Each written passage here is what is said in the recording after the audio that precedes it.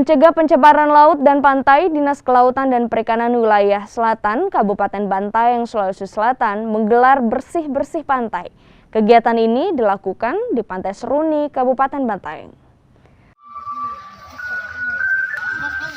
Bersama masyarakat Bantaeng, Dinas Kelautan dan Perikanan Wilayah Selatan, Kabupaten Bantaeng menelusuri pesisir Pantai Seruni untuk mencari sampah yang berserakan di bibir pantai.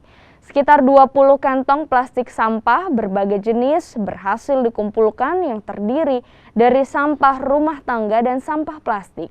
Selain membersihkan laut dan pantai, sampah plastik yang berhasil dikumpulkan akan didaur ulang dan sebagian akan dijual kembali. Menurut Kepala Cabang Kelautan dan Perikanan Wilayah Selatan Bantaeng, kegiatan bersih-bersih pantai dan laut sangat penting dalam menjaga ekosistem. Jadi memang setiap tahun kita programkan itu yang namanya bersih pantai. Nah, tujuan daripada kita melakukan ini sebenarnya untuk kemudian memicu masyarakat, kesadaran masyarakat bahwa sebenarnya sederhana saja kalau kita ingin menjaga kebersihan lingkungan, utamanya di pesisir. Kalau kita tergerak untuk kemudian ikut berpartisipasi, kan seperti ini. Ini kan sederhana, tapi kita lihat bagaimana tumpukan sampah yang ada di sini.